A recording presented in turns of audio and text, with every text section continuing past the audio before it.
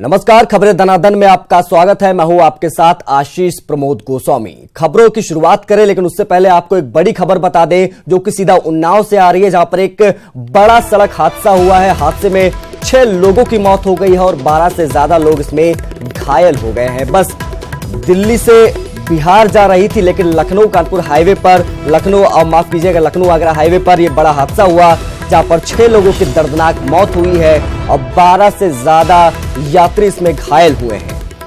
बस और ट्रक पलट गए, जिसके बाद यह हादसा सामने आया। सभी घायलों को, जो कि गंभीर रूप से घायल, उनको लखनऊ के ट्रॉमा सेंटर में शिफ्ट किया जा रहा है, उनको वहां पर भर्ती कराया जा रहा है। एक बड़ा हादसा उन्नाव में। आप तस्वीरें देख सकते हैं कि कितना भीषण ये हादसा हुआ। दूर दूर तक जिस तरह से आप चीजें फैली हुई देख रहे हैं, हादसे का अंदाजा आप लगा सकते हैं। तस्वीरें खुद कहानी बयां कर रही है कि हादसा कितना भीषण हुआ हो। अनुज गुप्ता हमारे साथ फोन लाइन पर सीधा उन्नाव से जुड़ गए हैं, हमारे संवाददाता। अनुज, पहली चीज तो ये जानना चाहेंगे कि हादसा हुआ कैसे और फिलहाल की स्थिति वहां पर क्या कुछ बनी हुई है? जी बिल्कुल, आपको बता दें कि औराद थाना क्षेत्र के मिर्जापुर अजीगवा गांव के पास से हादसा हुआ है, जहां पाइप लदी डीसीएम अनियंत्रित होकर पलट जाती है, जिसके बाद पीछे से आ रही वॉल्वो बस भी अनियंत्रित होती है और पलट जाती है, जिसमें बस सवार 6 लोगों की मौत हो जाती है। 12 से ज्यादा लोग घायल हैं।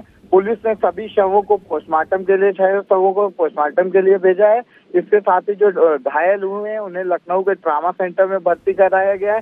फिलहाल जैसे ही हादसे की सूचना यूपीडा और पुलिस को मिलती है, पुलिस मौके पर पहुंचती है और वहां से जो बस होती है उसे मौके से हटाया जाता है। इसके साथ ही जो वहां पे सामान फैला हुआ था उसे किनारे किया गया है। फिलहाल अभी किसी तरह की कोई वहां पर लोग मौजूद नहीं है। हादसा कितने बजे हुआ अनुज, क्या कुछ आप बता सकते हैं? जानकारी क्या मिल रही है? हादसा कितने बजे हुआ और कैसे पूरा चीजें घटना के सिलसिलेवार ढंग से हमें सही से समझाएं।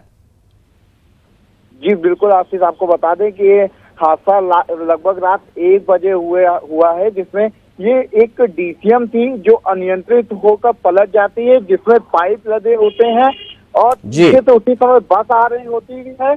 उसको बचाने के चक्कर में डीसीएम को वो अनियंत्रित होती है और पलट जाती है, जिसमें बस में सवार 6 लोगों की मौके पर ही मौत हो जाती है। बस में आपको बता दें 2 महिलाएं, 3 बच्चे और 1 व्यक्ति शामिल है। मृतकों में 12 जो घायल हैं उन्हें लखनऊ के ट्रामा सेंटर में रेफर कराया गया है।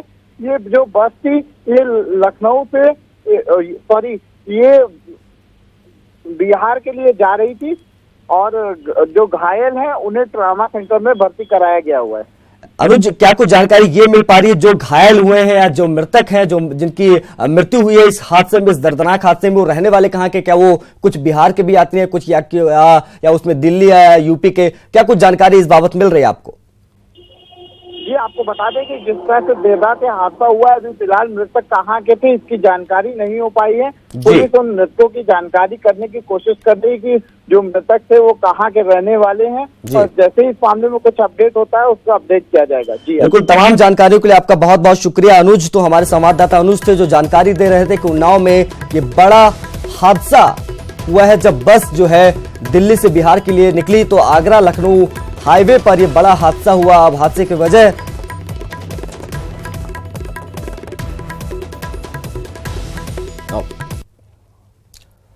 अब शुरुआत करते हैं कुछ दनादन खबरों की। प्रधानमंत्री नरेंद्र मोदी दक्षिण कोरिया के 2 दिवसीय यात्रा पर सियोल पहुंच गए हैं। सियोल पहुंचने पर उनका जोरदार स्वागत किया गया। दौरे से पहले प्रधानमंत्री ने दक्षिण कोरिया को मूल्यवान मित्र और मेक इन इंडिया, स्वच्छ भारत, स्टार्टअप इंडिया जैसे कार्यक्रमों में विशेष सामरिक साझेदार बताया। प्रधानमंत्री नरेंद्र मोदी 24 फरवरी को प्रयागराज आएंगे। यहां वो करीब 1.5 घंटे तक कुंभ मेला क्षेत्र में रहेंगे और कुंभ मेला क्षेत्र में स्वच्छता के कार्यों को देखेंगे। गोरखपुर में 24 फरवरी को प्रधानमंत्री नरेंद्र मोदी गोरखपुर वासियों को एम्स के ओपीडी की सौगात देंगे। निर्माणाधीन एम्स के पहले चरण में पीएम आयुष विंग का लोकार्पण भी करेंगे। लोकसभा चुनाव पर मंथन के लिए दिल्ली में अमित शाह के घर पर बैठक हुई। इस बैठक में यूपी के सीएम योगी आदित्यनाथ और डिप्टी सीएम भी शामिल हुए। आज से कांग्रेस की महासचिव प्रियंका गांधी वाड्रा कुंभ से पूर्वांचल का दौरा शुरू कर सकती हैं। कांग्रेस महासचिव प्रियंका गांधी अपने पूर्वांचल दौरे की शुरुआत प्रयागराज कुंभ मेले से कर सकती है। कांग्रेस सूत्रों के मुताबिक प्रियंका गांधी आज कुंभ आएंगी। केंद्रीय मंत्री नितिन गडकरी आज मुजफ्फरनगर और बुलंदशहर दौरे पर रहेंगे। इस दौरान वो मुजफ्फरनगर और बुलंदशहर में कई परियोजनाओं का शिलान्यास करेंगे। बताया जा रहा है कि दोनों जिलों में 8,530 करोड़ की योजनाओं की सौगात देंगे। बुधवार को केंद्रीय परिवहन मंत्री नितिन गडकरी ने बागपत में सड़क परियोजनाओं का शिलान्यास किया। नितिन गडकरी ने कहा कि परियोजना पूरी होने के बाद दिल्ली से मेरठ तक का सफर महज 45 मिनट में पूरा किया जा सकेगा। बागपत के बलौनी में सड़क परिवहन मंत्री नितिन गडकरी ने एक बार बड़ा बयान जारी किया है। सड़क परिवहन मंत्री ने कहा कि पाकिस्तान को सबक सिखाने के लिए पाकिस्तान जाने वाली नदियों का पानी मोड़कर अपने देश में लाएंगे। यूपी सरकार में कैबिनेट मंत्री और सुहेल देव भारतीय समाज पार्टी के अध्यक्ष ओम प्रकाश राजभर ने बुधवार को दिल्ली में बीजेपी प्रेसिडेंट अमित शाह से मुलाकात की। इस दौरान दोनों नेताओं में यूपी में गठबंधन के तहत सीटों के बंटवारे को लेकर कोई सहमति नहीं बनी। मुख्यमंत्री योगी आदित्यनाथ ने ओडिशा के कालाहांडी में बीजेपी के बूथ लेवल कार्यकर्ताओं को संबोधित किया। सीएम योगी ने कहा कि केंद्र में मोदी जी के नेतृत्व में एक मजबूत सरकार है जो आतंकियों को करारा जवाब देगी। 26 फरवरी को अयोध्या मामले की सुनवाई होगी। सुप्रीम कोर्ट में 5 जजों की बेंच ये सुनवाई करेगी। कांग्रेस अध्यक्ष राहुल गांधी और महासचिव प्रियंका गांधी ने शामली में पुलवामा में शहीद हुए जवान अमित के परिजनों से मुलाकात की और परिवार को ढांढस बंधाया। रास्ते में राहुल और प्रियंका कैराना की एक चाय की दुकान पर भी गए, जहां उन्होंने आम लोगों से मुलाकात की। इस दौरान ज्योतिरादित्य सिंधिया और यूपी कांग्रेस के अध्यक्ष राज बब्बर भी वहां मौजूद थे। वहीं मेरठ में शहीद अजय कुमार के परिजन भी कांग्रेस अध्यक्ष राहुल गांधी और प्रियंका गांधी के आने का इंतजार कर रहे थे, लेकिन वो वहां पर नहीं पहुंचे। पूर्वी उत्तर प्रदेश की प्रभारी प्रियंका गांधी के सचिव बनाए गए आशीष कुमार को हटा दिया गया है। उन पर पेपर लीक कराने का आरोप है। विपक्ष के मुद्दे को बनने के बाद उनको हटाया गया। अपना दल के नेता अनुप्रिया पटेल ने भी बगावती तेवर दिखाए हैं। उन्होंने बीजेपी पर सहयोग न करने का आरोप लगाया है। अनुप्रिया पहले भी अपने पति आशीष पटेल को सम्मान न देने का आरोप बीजेपी पर लगा चुकी है। केंद्रीय मंत्री स्मृति ईरानी ने वाराणसी में नाविकों से बात की। 80 घाट पर उन्होंने नाविकों से मुलाकात की। नाविकों ने अपनी समस्याओं से मंत्री को रूबरू कराया। नाविकों से संवाद के बाद स्मृति ईरानी ने न सिर्फ सिद्धू पर हमला बोला, बल्कि विश्व कप में भारत पाकिस्तान मैच को लेकर भी टिप्पणी। राज्यसभा सांसद अमर सिंह ने अपनी 12 करोड़ की संपत्ति आरएसएस के नाम कर दी। ये प्रॉपर्टी आजमगढ़ के लालगंज तहसील इलाके में है। इस दौरान अमर सिंह ने पीएम मोदी के विजयी होने के काम में यूपी कांग्रेस को प्रियंका गांधी और ज्योतिरादित्य सिंधिया जैसे 2 दिग्गज महासचिव के बाद अब 6 तेज तर्रार सचिव की टीम मिली है। आम चुनाव से पहले यूपी में नौकरशाहों के तबादलों का दौर जारी है। बुधवार को प्रदेश के 70 आईएएस और 15 आईपीएस अधिकारियों का तबादला किया गया। उत्तर प्रदेश बेसिक शिक्षा परिषद ने अभी तक किताबों को छापने का ठेका किसी को नहीं दिया है। नवंबर से लेकर अब तक 2 बार विभाग ने किताबें छापने का टेंडर जरूर किया, लेकिन अब तक ये फाइनल नहीं हो पाया है कि किताबें कौन छापेगा।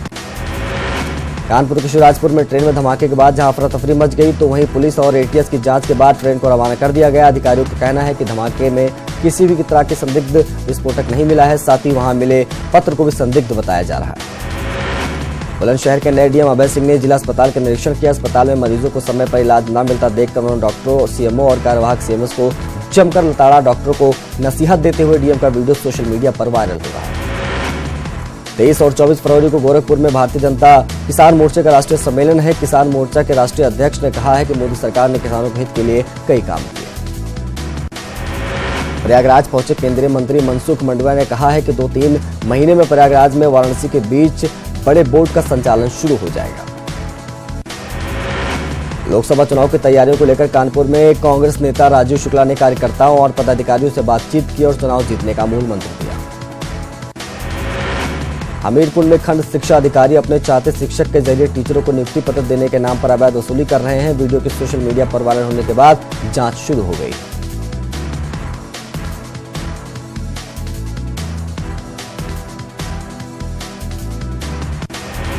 शाहजहांपुर में स्वाइन फ्लू का पहला केस सामने आया है। जिला अस्पताल के डॉक्टर को इसकी पुष्टि होने के बाद तत्काल लखनऊ मेडिकल कॉलेज भर्ती कराया गया।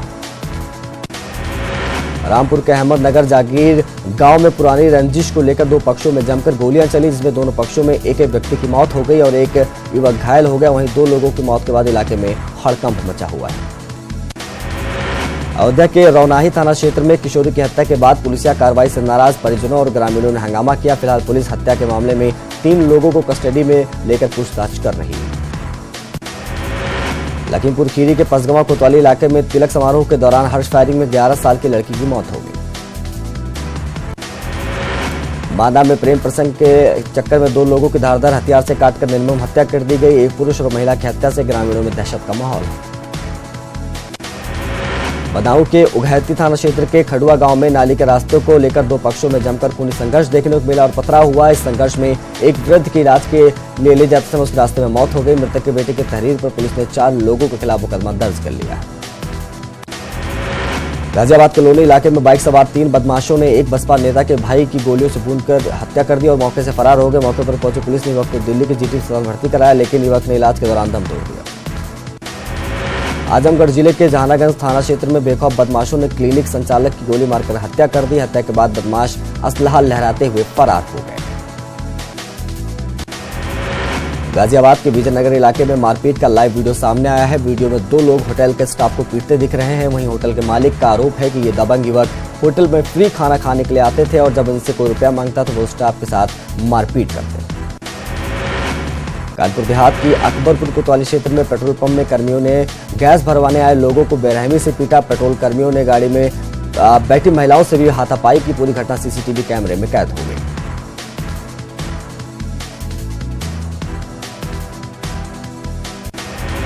बिजनौर नगर पालिका का सभासद अंतर्राज्यीय ट्रेन लुटेरा निकला। सभासद की गिरफ्तारी तेलंगाना के सिकंदराबाद स्टेशन के प्लेटफॉर्म नंबर 6 से हुई। आरोपी सभासद सनी सरदार बिजनौर के हल्लौर का रहने वाला है। एटा में थाना जसरतपुर पुलिस और स्वाट टीम ने संयुक्त कार्रवाई करते हुए 25-25 हजार के 2 इनामी बदमाशों समेत 3 शातिर लुटेरों को गिरफ्तार किया है। हालांकि इस दौरान गैंग के 4 अन्य सदस्य मौके पर फरार होने में सफल हो गए। मथुरा के थाना मार्ट पुलिस ने 25,000 के इनामी बदमाश ताराचंद को गिरफ्तार किया गया है। पकड़े गए बदमाश से पुलिस ने जूता व्यवसायी से लूटी गई नकदी, एक तमंचा और कारतूस बरामद किए। कानपुर में अपराधियों ने दिन दहाड़े रिटायर्ड प्रोफेसर के घर में घुसकर लूटपाट और मारपीट की घटना को अंजाम दिया। पुलिस ने मकान मालिक और किराएदार के बीच का विवाद बता रही है। वेटनरोडा पुलिस ने 5 फरवरी को जिला पंचायत के ठेकेदार की हत्या के मामले का खुलासा करते हुए 2 बदमाशों को गिरफ्तार किया है। अपराधियों ने वारदात के लिए 2 दिन पहले कार भी लूटी थी। बलिया में बीते दिनों हुए 11 लाख के चर्चित लूटकांड में पुलिस और स्वाट टीम ने हथियार और कैश के साथ लुटेरों को गिरफ्तार कर लिया है। प्रयागराज पुलिस ने शातिर अपराधी घनश्याम धुरिया को गिरफ्तार कर लूटकांड करने वाले बड़े गिरोह का पर्दाफाश किया। धुरिया पर 20 से ज्यादा संगीन मामले दर्ज हैं। मुजफ्फरनगर से 1 लाख के इनामी कुख्यात माफिया सुशील सिंह के बेटे ने सीजेएम की कोर्ट में सरेंडर कर दिया। बदमाश अचरजीत एक प्रॉपर्टी डीलर के हत्याकांड में वंचित था। वाराणसी के बडगांव पुलिस एवं क्राइम ब्रांच की टीम ने स्थानीय क्षेत्र के बसनी बाजार में संचालित अवैध शराब की फैक्ट्री का पर्दाफाश करते हुए लाखों रुपए की कीमत के अवैध शराब सहित शराब बनाने की फैक्ट्री का भी खुलासा किया। मेरठ के खादर क्षेत्र से पुलिस ने अवैध हथियारों को जखीरा बरामद कर लोगों को गिरफ्तार किया है। बरामद अवैध हथियारों के जखीरे में निर्मित अतिनिर्मित असलहे और असलहे बनाने के सामान भी शामिल हैं। फिरोजाबाद जनपद के शुकोहाबाद शहर में रहने वाले पूर्व मंत्री अशोक यादव 2 संगीन मामलों में फंस गए हैं। एक महिला ने उन पर रेप का आरोप लगाते हुए केस दर्ज कराया है। तो वहीं एक पत्थर व्यापारी के आरोप है कि पूर्व मंत्री अशोक यादव उनकी दुकान पर कब्जा करना चाहते हैं। इटावा में लखनऊ आगरा एक्सप्रेस वे पर एक कार जलकर खाक हो गई। कार ड्राइवर की भी हादसे में जलकर दर्दनाक मौत हो गई। बताया जा रहा है कि लखनऊ की ओर ये कार जा रही थी।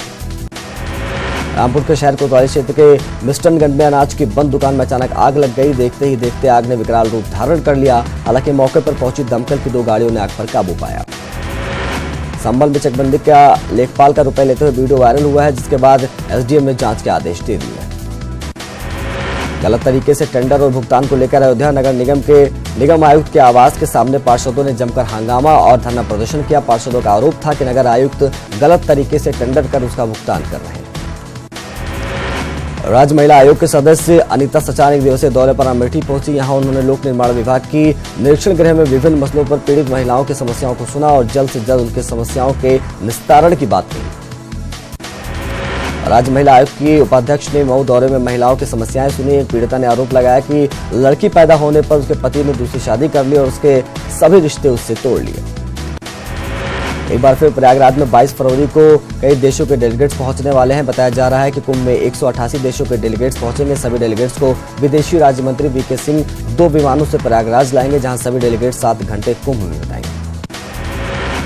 बुलंदशहर में गैस जलाने के दौरान सिलेंडर में हुए विस्फोट में मां बेटा पूरी तरह से झुलस गए और दोनों मकानों की दीवारें भी गिर गई।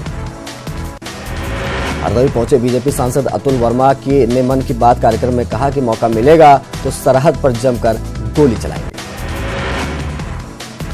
कानपुर देहात में एक होमगार्ड न्याय के लिए भटक रहा है। होमगार्ड का दर्द है कि दबंग पर पुलिस कार्रवाई नहीं कर रही।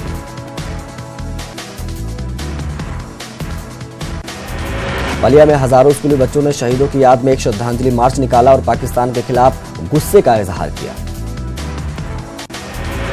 बदायूं के बिनावार थाना इलाके में एक झोला छाप डॉक्टर ने 14 साल के मासूम की जान ले ली। परिजनों की तहरीर पर पुलिस ने डॉक्टर के खिलाफ मामला दर्ज कर डॉक्टर को गिरफ्तार कर लिया है। कुशीनगर जहरीले शराब कांड में 11 लोगों की मौत के बाद यूपी सरकार की तरफ से गठित एसआईटी जांच के लिए तराईजुना इलाके में कई गांव में पहुंची टीम ने गांव में जाकर मृतकों के परिजनों का बयान दर्ज किया। मैनपुरी के गढ़ीवाना में दबंगों ने चोरी के इल्जाम लगाकर युवक को बंधक बना लिया। आरोप है कि दबंगों ने युवक की बेरहमी से पिटाई की, वहीं इलाज के दौरान मौत हुई उसकी और उसके बाद बात आगे बढ़ी।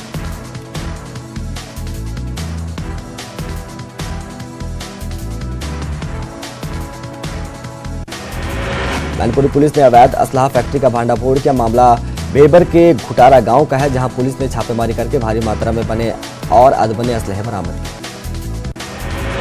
पुलवामा के शहीदों को देश भर के लोग अपने अपने तरीके से श्रद्धांजलि दे रहे हैं। एक मुस्लिम शख्स ने मक्का में शहीदों के लिए दुआ की। इस शख्स ने एक वीडियो शेयर किया जिसमें वो पुलवामा के शहीदों को नमन करते हुए अल्लाह से उन्हें जन्नत नसीब कराने की दुआ कर रहा है।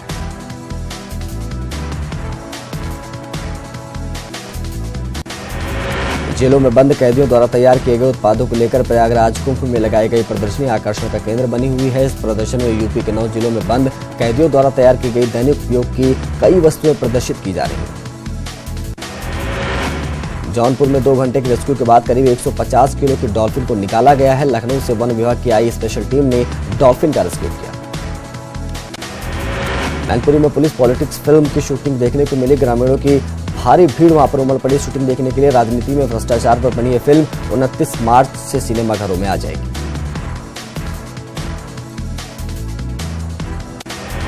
मेरठ में एक तरफ पुलवामा के शहीद जवान की अंतिम यात्रा निकल रही है तो वहीं दूसरी तरफ बारात। लेकिन जब बारात अंतिम यात्रा के पास पहुंची तो दूल्हे ने शहीद के सम्मान में नीचे उतर कर उसे सैल्यूट किया। इस वाकये के बाद पूरे इलाके में दूल्हे सोनू की चर्चा हो रही है। ब्रज में 40 दिवसीय होली के अलग अलग रंग दिखाई देने शुरू हो गए हैं। ब्रज में बसंत पंचमी से शुरू हुआ होली उत्सव की धूम मथुरा के विश्व प्रसिद्ध द्वारकाधीश मंदिर में ढप ढोल के रूप में दिखाई दी। उत्तराखंड विधानसभा का सत्र चल रहा है लेकिन माननीय विधायक इसके लिए कितना गंभीर है उसकी तस्वीर देखने को मिली जब सदन में सत्ताधारी बीजेपी के सिर्फ 9 विधायक मौजूद थे जबकि विपक्षी विधायकों की संख्या 10 थी। विधानसभा सत्र बुधवार को कश्मीरी छात्रों को मुद्दा यहां छाया रहा। बीती रात कश्मीरी छात्रों को पीडीपी सांसद के वापस ले जाने के मामले में खूब सियासी बवाल हुआ। विपक्ष का कहना था कि छात्र सरकार की जिम्मेदारी है तो वहीं सरकार का कहना है कि सरकारी छात्रों को सुरक्षा सुनिश्चित कर रही है। छात्रों का आना जाना उनका अपना फैसला है।